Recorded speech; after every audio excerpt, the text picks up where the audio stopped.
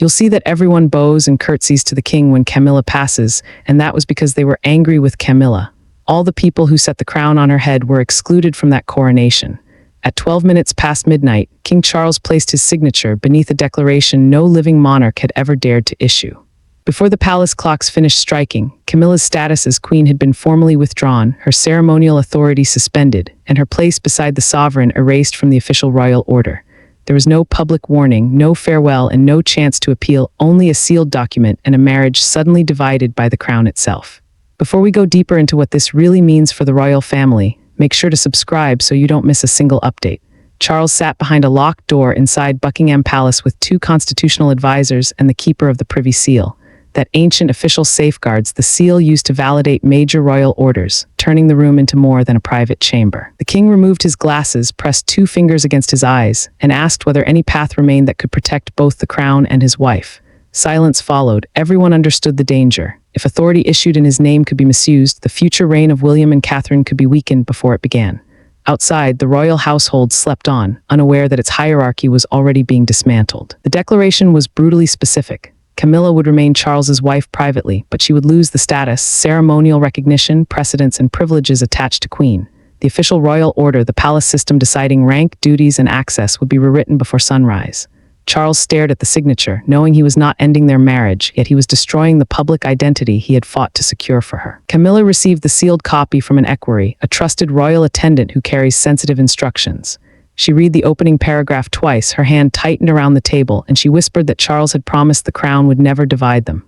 Then she reached the hidden clause. Her name was to disappear from future state ceremonies, palace bulletins, and succession briefings before dawn. William received a second envelope minutes later. The prince broke the seal and discovered his father had prepared the order days earlier. Worse, the future king had been named to enforce its most painful provisions.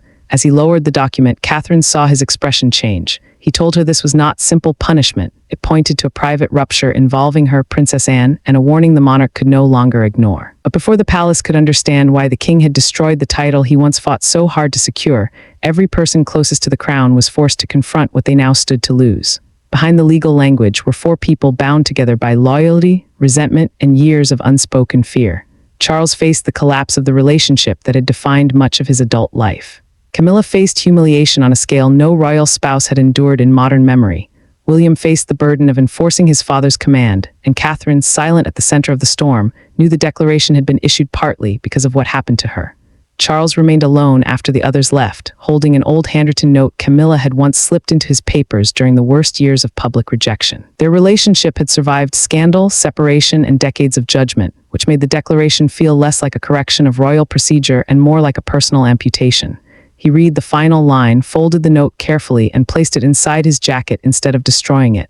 The king had removed her authority, but he had not removed his attachment. William crossed the palace before sunrise with the sealed order still in his hand. The prince and Catherine stood closest to the monarchy's next chapter, meaning every decision around them affected not only their marriage, but the stability of the future reign. When he entered her sitting room, she immediately knew something had changed. He told her the queen's title had been withdrawn. She stayed silent, then asked whether his father had acted as monarch or as a husband who had finally run out of excuses. Catherine answered his hesitation with a revelation from a documented private account she had prepared weeks earlier.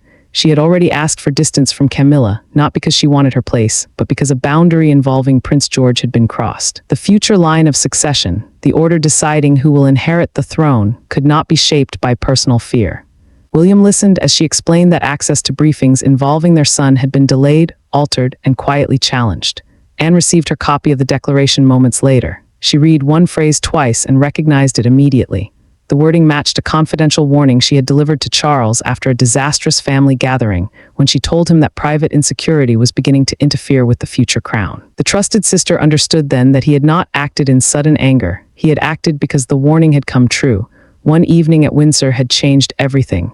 Camilla had challenged Catherine's future authority in front of witnesses and forced Charles to decide which woman the monarchy would protect. To understand why a midnight signature became inevitable, the story must return to the exact moment when private tension stopped being containable and became a threat to the monarchy itself. The crisis did not begin with a document. It began 3 weeks earlier at a private Windsor dinner intended to display family unity. No cameras were present, no official record was meant to survive, and only senior royals were invited. Yet before dessert was served, one sentence from Camilla changed the atmosphere completely. Catherine lowered her glass. William stopped speaking. Anne watched Charles for a reaction, and in the silence that followed, everyone understood that a line connected to the future crown had just been crossed. Charles had arranged the dinner to settle rising disputes over future ceremonial roles. Those roles defined who would represent the monarchy, attend major state occasions, and receive sensitive preparation when the king needed support. William and Catherine had been taking on greater responsibility because the future of the crown depended on their readiness. Camilla knew that. She also knew every new duty given to the princess made her own place feel less secure. Camilla finally broke the silence. She objected to Catherine receiving access to confidential sovereign briefings, the private meetings used to prepare senior royals for constitutional duties.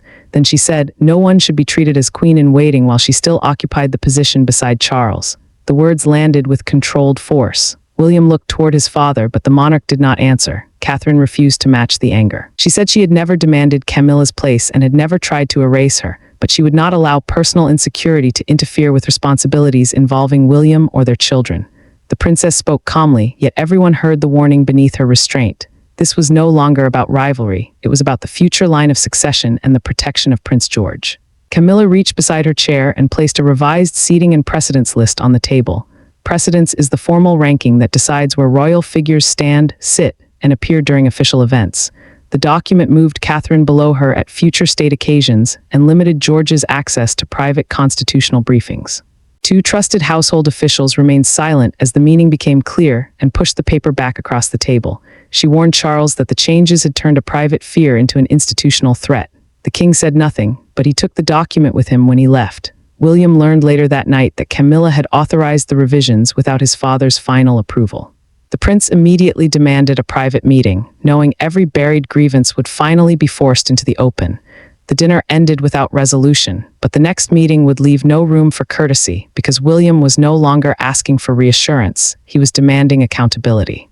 The confrontation took place behind a closed library door with no aides, no secretaries, and no carefully prepared palace language to soften the truth. William entered carrying the altered precedence list. Camilla was already waiting beside the fireplace. Charles stood between them, hoping to preserve order, but when the prince placed the document on the table and asked who had authorized it, the queen did not deny her role. She defended it, and the room changed instantly. Charles had called the meeting at Clarence House after his son refused to settle the matter through courtiers or written exchanges. Those courtiers were senior palace officials who normally carried messages and prevented private disputes from becoming direct confrontations. William wanted no buffer. The document no longer concerned seating alone. It concerned who could influence the preparation of Catherine, George, and the future king for the constitutional duties that would one day hold the monarchy together. William kept his voice controlled as he accused Camilla of using her title to restrict his wife and interfere with the next generation. He said Catherine had never challenged her marriage or position, but when George's name appeared in the revised orders, restraint vanished. The prince struck the page with his hand and demanded to know why a child's preparation for the crown had become part of her battle for recognition.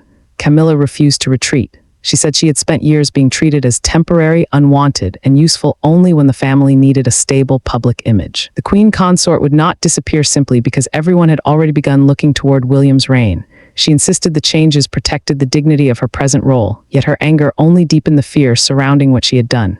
Charles finally asked the question he had avoided since Windsor. Had she issued the revised list without his approval? Silence stretched between them. Then Camilla admitted she had instructed the household to treat the document as the king's preference, believing he would support her once the decision was already in motion. William removed his signet pen and placed it beside the papers. A signet pen carried his personal royal mark, giving weight to formal decisions made in his name. He told his father that unless this misuse of authority was corrected publicly, Catherine and the children would withdraw from every joint appearance involving Camilla. The prince left without another word. Charles closed the library door behind him, turned toward his wife, and said the matter had moved beyond forgiveness. Anne had found evidence that this was not the first order issued in his name. What appeared to be one reckless act was about to widen into a deeper question: who had truly been exercising power inside the palace? While the king believed his authority remained untouched, Princess Anne did not arrive with accusations. She arrived with a file. Inside were schedules, handwritten amendments, private instructions, and 3 palace memoranda carrying decisions Charles said he had never approved. She placed them in front of her brother one by one, allowing the evidence to speak before she did. The king's expression hardened with every page. By the time Anne reached the final document, the question was no longer whether Camilla had overstepped, but how long the overreach had been hidden. Anne had spent decades earning the right to speak plainly. She was Charles's sister, one of the hardest-working members of the family, and one of the few people who could challenge him without appearing to want his power. After the Windsor dinner, she quietly compared Camilla's instructions with the king's approved household records. Those records were the official papers showing which royal decisions had actually received his consent. The differences were impossible to dismiss. Charles resisted at first. He told Anne that loneliness, fear, and years of public rejection might have pushed his wife into poor judgment. He wanted to believe the changes had come from panic, not deliberate disloyalty. The monarch had already confronted Camilla, yet part of him still searched for an explanation that would leave their marriage intact. Anne refused to let sympathy erase the danger. She said compassion could not excuse using his name to weaken William's household or interfere with Catherine's duties. Then her voice softened. Charles's hand was trembling above the papers, and she saw that every page was cutting through the private life he had spent years defending. The file contained 3 unauthorized interventions. Camilla had altered ceremonial precedents, blocked Catherine from attending a sovereign briefing, and delayed a constitutional preparation session involving George. A sovereign briefing is a private meeting that prepares senior royals for duties tied directly to the crown. By restricting access, she had reached beyond personal rivalry and into the future structure of the monarchy. Anne placed the final note before him. It carried Camilla's handwriting and one brutal sentence: the transition to William must not begin while the present queen still has a voice. Charles read it twice. He did not hear fear anymore. He heard a direct challenge to his succession planning and to the authority he believed remained entirely his own. Charles finally asked what could restore trust. Anne answered without hesitation. Only a formal separation between Camilla and the authority of queenship could protect the crown. The king lowered his head, knowing the path now led straight toward the midnight declaration. Once the decision was made, the consequences moved faster than anyone expected, and by sunrise, Camilla would discover that losing a title meant losing an entire world built around it. The first consequence arrived before daylight. A member of the royal household entered Camilla's dressing room carrying a revised schedule and removed every engagement marked for the queen. Minutes later, her communications team was instructed to stop issuing statements under that title. Her standard was lowered from the residence, and staff avoided her eyes. The declaration had existed for only a few hours, yet the machinery of monarchy was already erasing the public identity she had spent years securing. Camilla watched the changes spread with ruthless speed. State engagements disappeared, planned patronage announcements were suspended, and palace directories were rewritten before breakfast. Patronages were charities or organizations formally supported by a royal figure, giving her public role purpose beyond ceremony. She was also removed from meetings reserved for the sovereign's recognized consort. The declaration had not ended her marriage to Charles, but it had drawn a brutal line between the woman he still loved privately and the queen consort the monarchy no longer acknowledged publicly. The dresser reached for the insignia prepared for an approaching state banquet. Camilla watched the royal symbol disappear into its case, then asked everyone to leave. She sat beside the unopened wardrobe in silence, surrounded by clothes chosen for duties she would never perform. Years of acceptance, service, and carefully rebuilt respect had been reduced to cancelled appointments and corrected labels. Charles called twice. She refused both calls. When the king finally entered the room, Camilla did not look at him. He tried to explain that the crown had to be protected from any misuse of authority, but she answered with a sentence that stopped him cold. He had preserved the monarchy, she said, by allowing it to make her disposable. The monarch moved closer, yet she stepped away, making the distance between them feel larger than any palace corridor. A secretary arrived with another order. Camilla had to leave the principal royal apartments at Buckingham Palace and relocate temporarily to a private residence while new protocols were settled. Those protocols were the official rules governing her security, movements, staff, and remaining contact with royal duties. Then came the details she had not expected. William had approved the revised ceremonial order, but Catherine had personally requested that Camilla keep full protection and be treated with dignity during the transition. Mercy wounded her more deeply than anger. Camilla had prepared herself for punishment from Catherine, not compassion. Before departing, she sent a private written request asking to meet the princess alone. There was one truth, she insisted, that Catherine needed to hear directly from her before the separation became permanent. The request carried no title, no authority, and no protection. Only the possibility that 2 women divided by the crown might finally speak without anyone else deciding what their silence meant. They met without Charles, without William, and without a single palace advisor in the room. Catherine arrived expecting justification. Camilla arrived carrying nothing. For several moments, neither woman spoke. Then the former queen admitted that the altered orders had never truly been about ceremony. They had been driven by terror that the monarchy was already rehearsing a future in which she vanished, while everyone around her celebrated the woman who would one day take the place she had struggled to hold. Catherine had chosen a small sitting room at Windsor because it carried no official symbolism, and gave neither woman a ceremonial advantage. She had not agreed to the meeting to reverse the declaration. That decision was settled. She came because bitterness left untouched could spread into William, George, and the generations that followed. The princess understood that protecting the future crown also meant stopping a private wound from becoming a family inheritance. Camilla spoke through a recorded private conversation preserved by a trusted household secretary. She admitted that Catherine's public acceptance had become unbearable to watch. Every new responsibility given to the princess felt like proof that the palace had already begun replacing her. She mistook preparation for future duty as a deliberate campaign to push her aside, and resentment slowly became justification. Catherine listened without interrupting. Then she said fear did not excuse what had happened to George. Her voice remained controlled until she spoke about her children. They could never become pieces in an adult struggle for relevance, nor could their preparation for constitutional duty be delayed to soothe someone else's insecurity. Constitutional duty meant the formal responsibilities tied to supporting and eventually inheriting the crown. At that moment, Camilla understood the deepest damage had not been done to rank, but to trust. Camilla finally revealed that she had never intended to remove Catherine permanently. She only wanted to delay the transition long enough to force Charles to reaffirm her importance. But each time the king avoided the conflict, her instructions became more aggressive. What began as fear had turned into an attempt to control the future. Catherine then disclosed that she had personally asked Charles not to end the marriage or remove Camilla's protection.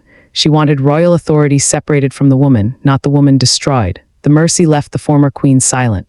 Camilla accepted that the title would never return. She agreed to issue a short public statement recognizing the king's decision and refusing any internal challenge. Their conversation did not restore trust, but it ended the private war. And when morning headlines reached the streets, the monarchy was finally able to present one decision instead of 4 competing wounds.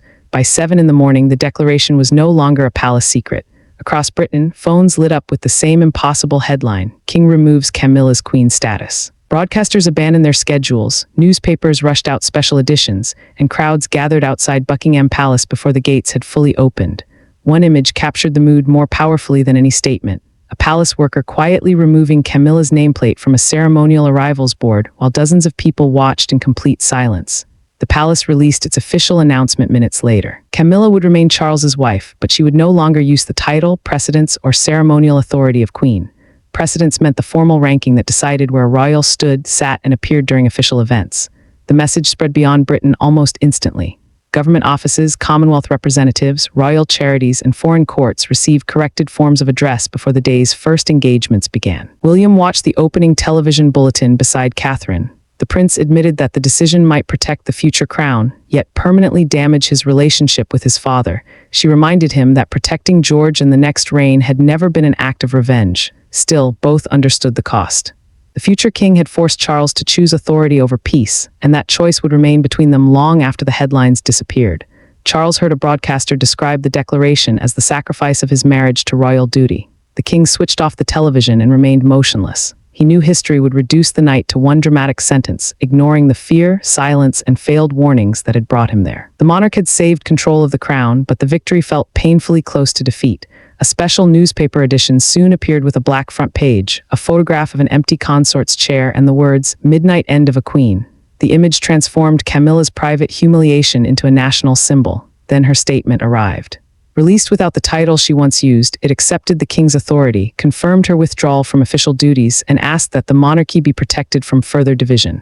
The public conflict was contained, the private damage was not. Charles summoned Camilla, William, Catherine, and Anne for one final gathering. No one would debate the declaration. Instead, they would decide what remained of their relationships now that the crown had already spoken. The world had witnessed the fall of a title, but the final meaning of the night would be decided away from the cameras in the room where a family had to live with what the monarchy demanded. The final gathering was not a council and carried no ceremonial name. Charles entered as a husband who had wounded the woman beside him, a father who had nearly lost his son's trust, and a monarch who had chosen continuity over comfort. Camilla arrived without royal insignia. William and Catherine came together, and Anne took the final chair. No one argued over the declaration. Its authority was settled. What remained was the harder question, whether anything human could survive beneath it. Charles spoke first. The declaration would remain permanent, and Camilla would never recover the title, duties, precedence, or public authority attached to queenship. Precedence was the formal royal ranking that controlled status at ceremonies and official events. She would remain his wife in private, but the monarchy would no longer recognize her as the woman exercising authority beside the sovereign. The king had preserved their marriage, yet stripped away the public life they had built around it. The new order carried its own painful clarity. William would assume greater responsibility beside his father. Catherine would receive full access to preparations for her future role, while Anne would oversee firm boundaries preventing private influence from replacing approved royal decisions. The Princess Royal's responsibility was not to control the family, but to ensure that no one could again use the monarch's name without his consent. Charles turned toward Camilla and apologized. He admitted that fear and silence had grown because he refused to confront them early enough. She answered that his greatest failure was not signing the declaration. It was allowing avoidance to push them toward a crisis that honesty might have prevented. The words wounded him because he knew they were true. William told his father he would accept the greater burden, but he would never call the outcome a victory. Catherine agreed, saying no future reign should be built upon another woman's humiliation, even when that woman had crossed a line. The prince looked toward Camilla, not with forgiveness, but without triumph. Camilla accepted a life outside official queenship. She chose not to challenge the order and withdrew from palace power, preserving what remained of her marriage on smaller, private, but more truthful terms, and then lifted the unauthorized Windsor precedence list and placed it into the fire. The false order disappeared, while the Midnight Declaration remained preserved in the royal archive as the final lawful verdict. The crown survived because authority was finally bound by trust. Charles saved the monarchy but lost the illusion that love could survive endless avoidance. Camilla lost the title she had fought to earn but faced the fear that had corrupted it. William and Catherine inherited greater power without celebrating its cost. The family did not return to harmony, yet it reached an honest and lasting peace. And so the Midnight Declaration entered history, not simply as the night Camilla ceased to be queen, but as the moment Charles proved that even the person closest to the throne could not be permitted to stand above the